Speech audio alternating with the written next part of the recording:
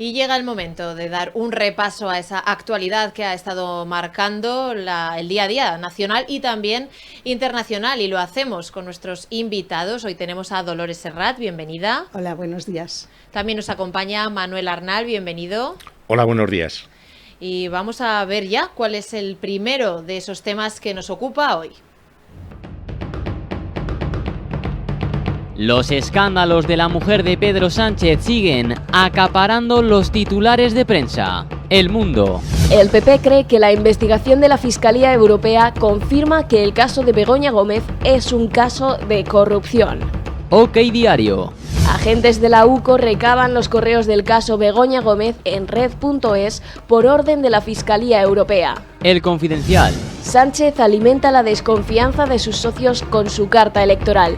No tiene credibilidad. El Economista. La huida de los patrocinadores fuerza a Begoña Gómez a cerrar el máster de la Complutense. OK Diario. Ayuso. Cómo una mujer sin título y su marido con tesis falsa han promovido negocios en la Complutense. ABC.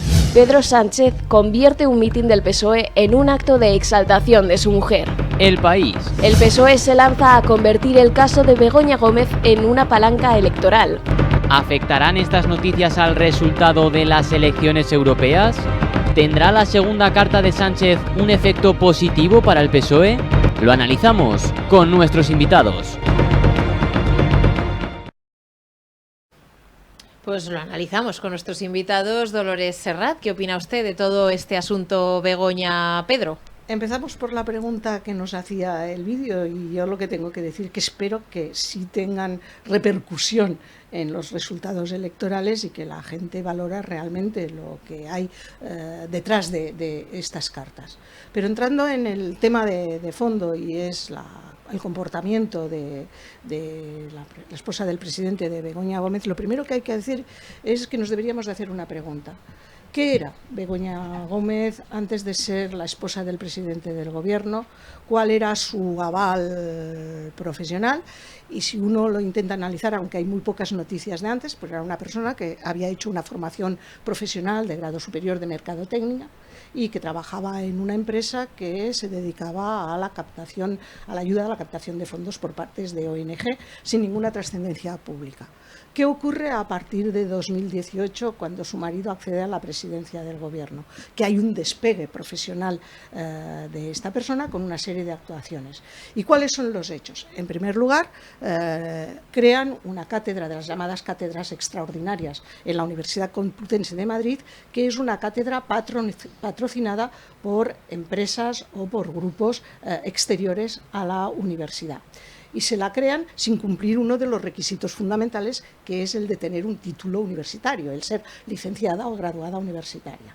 Y además tienen que ponerle, y además lo dijo el propio rector, que hubo que retorcer el reglamento de la Complutense para poder crear esa cátedra y ponerla de codirectora. Y no solo eso, desde esa cátedra se han dirigido varios másters, y para hacer este máster se buscó empresas que patrocinaran un software para poder llevar a cabo la actividad de promoción a empresas. Las empresas que participaron, Telefónica, Indra y Google, invirtieron más de 150.000 euros en crear ese software, donándolo a la universidad. ¿Y qué ha pasado con ese software? Que se ha apropiado doña Begoña Gómez para crear una empresa vendiendo los productos que pueden hacerse a través de ese software sin que conste. Y eso está documentado, y no están documentados los que son los datos de titularidad. Y cuando uno se va a esa empresa, se encuentra con otro elemento muy curioso, que en lugar de tener un .es o un .com, que son los lugares donde en Internet se anuncian las distintas empresas, ella es un .org que viene de una organización no gubernamental, es decir, sin ánimo de lucro. Eso para centrarnos en ese tema de la Complutense. Y la realidad es que ahora lo que nos encontramos es que los patrocinadores han retirado la ayuda y que el máster ya no se va a poder volver a impartir en la Universidad Complutense. Y que el rector de la Complutense va a tener que ir a declarar en relación a esa actuación. Pero es que no es solo a esa.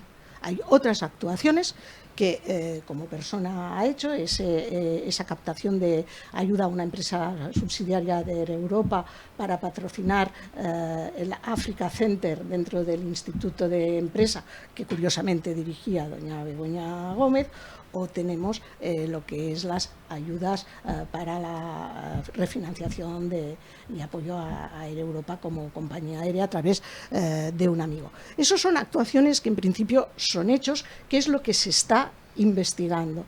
Y si esto lo hubiera hecho cualquier otra persona, se estaría investigando exactamente igual. Por lo tanto, una persona investigada es una persona que ha realizado una serie de acciones que judicialmente se tendrán que valorar. Y como respuesta a esos comportamientos, ¿cuáles son las explicaciones que se han dado? Ninguna. Lo único que se ha dicho, que eso es todo fango, que si la fachosfera, que si los fascistas, que si los jueces entran en campaña electoral.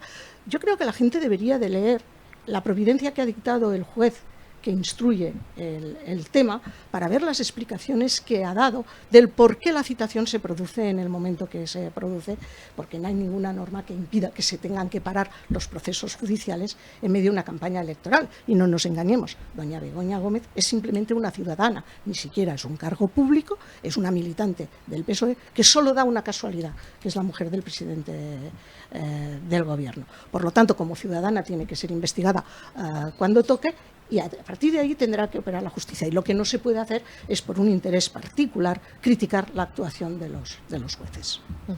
Señor Arnal.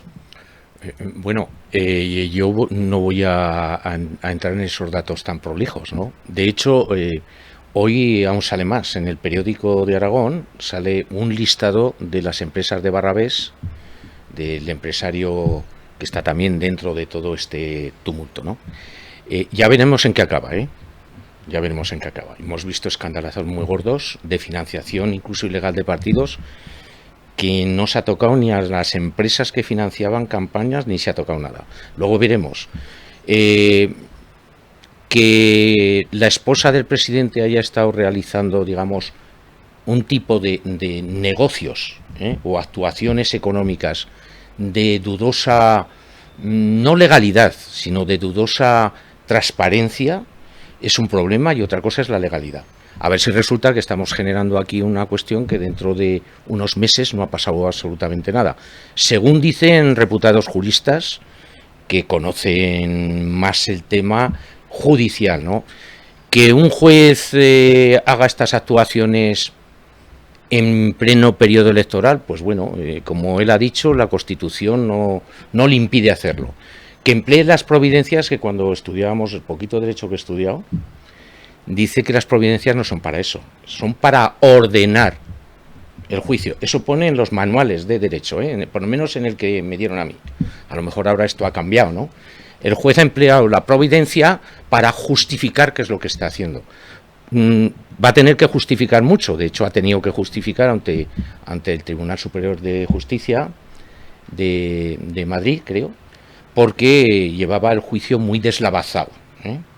Tendrá que hablar la UCO, que de hecho el juez le ha pedido a la UCO que investigue todas las empresas de Barrabés, todas, que por cierto, si se lee ese artículo del periódico, son muchas. Y de fondo de todo esto está también una puerta de dudosa ética y transparencia que deja la ley de contratos de las administraciones públicas, que habrá que meterle mano. Lo que sí que se ha conseguido con esto es que no tengamos ni repajolera idea de qué dicen los programas electorales para las europeas. Prueba superada, lo han conseguido. Ya no se habla de lo que hay que hablar. Y ya está. Yo creo que es al común de los mortales, al ciudadano y ciudadana normal, ya no sabemos qué se opina de la PAC, no sabemos qué se opina del Ejército Europeo Común, no sabemos qué se opina de la política de fronteras, no sabemos de nada. Lo único que sabemos es la vida y milagros de la esposa del presidente, tanto por un lado como por otro. Prueba superada, han conseguido que no hablemos de lo fundamental. Yo te tengo que dar la razón en la parte final, en la parte de que en estas elecciones europeas en España solo se ha hablado de cosas de España y no se ha hablado nada de los programas europeos. Bueno, ayer en el debate que hubo en la 1 que estaban todos se habló algo más, pero también se habló mucho de la ley de amnistías y amnistía no, que tampoco es un tema europeo. Pero yo creo que dejando al margen el tema de la legalidad, que eso se verá y por eso he dicho que habrá que dejar trabajar a la justicia, está claro que no es ni estético ni ético que una persona haga su progresión prevaliéndose, por lo menos aparentemente, de una situación privilegiada, sin que eso tenga por qué ser constitutivo de delito. Pero ni es ni ético ni estético. Pero es que si miramos los precedentes, don Pedro Sánchez se presentó a través de una moción de censura como el adalid de la anticorrupción. Tengo que recordar que el Partido Socialista poco menos llevó a la pira funeraria a doña Rita Barberá por un bolso. Y a Camps lo tuvieron encausado por unos trajes y todo ha acabado en la nada, en la más nada. Por lo tanto, hay precedentes y ahora lo que no se puede arriesgar el presidente del gobierno es las vestiduras por una actuación de la Administración de Justicia echando la culpa a los demás. El gran problema es que en estos momentos, y por desgracia, y yo lo siento mucho porque yo he tenido mucho respeto al Partido Socialista, pero es que ahora el Partido Socialista no existe, es el partido de Sánchez. Se nos ha convertido en un autócrata, en una persona que cree que lo que él dice es ley y que ha quitado todos los límites. Y como ha quitado todos los límites, tiene derecho a todo. Yo creo que doña Begoña Gómez tiene el mismo derecho que cualquier ciudadano a la presunción de inocencia desde el punto de vista judicial. Pero no hay ninguna duda de que los hechos que en estos momentos están sobre la mesa, si los hubiera cometido cualquier otra persona, estaría en la misma situación. Y si en lugar de ser la esposa de Sánchez hubiera sido la esposa de Feijóo, el marido de Ayuso o de cualquier dirigente del Partido Popular, el Partido Socialista hubiera pedido poco menos que la ejecución en vía pública. Yo no voy a ser más prudente, más prudente. No lo sé. Tal vez porque no he tenido responsabilidades políticas, ¿no? Entonces voy a ser más prudente porque tengo memoria y se ha visto muchas cosas, muchas cosas. Y bueno, en cuanto a qué es lo que pasa con los familiares de uno y de otro, en Galicia el presidente del Partido Popular tiene una familiar directa con decenas de millones de contratación pública. O sea, que aquí como en el Nuevo Testamento, el que esté libre de pecado que tire la primera piedra, o la primera demanda. Y hemos visto muchísimas cosas extrañas y muchas que han acabado en nada. A mí lo que verdaderamente me preocupa es que esto se emplee para que la campaña electoral salga como tiene que salir, según los intereses de unos y otros. También es verdad que veremos, porque aquí se han dicho algunas muy gordas, de que esto iba a trastocar totalmente la campaña, que podía pasar de todo. A mí lo que me preocupa es que a río revuelto, antes se decía ganancia de pescadores, a río revuelto ganancia de extrema derecha, como se ha visto en muchos lados, y a ver si tanto revolver el río, los que salen más perjudicados no son precisamente los que más ruido están metiendo. Está claro que una de las grandes desgracias que tenemos en estos momentos en España, y no solo en España, sino prácticamente en Occidente, es las polarizaciones y la presentación del adversario como enemigo. Esa forma de hacer política del conmigo o contra mí, donde no cabe un espacio a la moderación y al encuentro, donde es más importante lo que nos separa que lo que nos une, nos lleva a esas polarizaciones y a esos radicalismos. Pero ya que has hablado de la extrema derecha, y siempre tengo que decir lo mismo, a la extrema derecha, es decir, a la derecha del PP se la llama extrema derecha, pero a la izquierda del PSOE se le llama los que están a la izquierda del PSOE. 7 palabras para anunciar lo que está en la extrema izquierda, una palabra para significar. Y con el juego de palabras lo que se busca es generar miedos. A mí no me gustan los extremos, ni la derecha ni la izquierda. Apuesto por la moderación, y lo que lamento es que el Partido Socialista se haya sumado a la política de los extremos. Porque mira, podremos criticar muchas cosas del Partido Popular, pero es el único que se mantiene en una moderación y pone las cosas blanco y negro. Luego que no gusten, evidentemente, pero es que verdaderamente, volviendo al tema que nos ocupa, es que cualquier persona que lea los hechos, luego la justicia actuará, porque, como bien decías, una cosa es lo que parece y otra cosa es lo que judicialmente se puede hacer. Pero estaremos de acuerdo que no es ni muy ético y mucho menos estético esa proliferación de contratos que ha habido y esa interferencia, ¿no?, en lo que es la gestión en temas que dependen de la resolución del gobierno. Y además era tan sencillo como que hubiera salido a dar alguna explicación al gobierno y nos las da por carta, que esa es otra que se ha puesto de moda. Recuperamos el género epistolar, que estaba muy decaído, y a partir de ahora nos comunicaremos por carta. Eso parece, eso parece.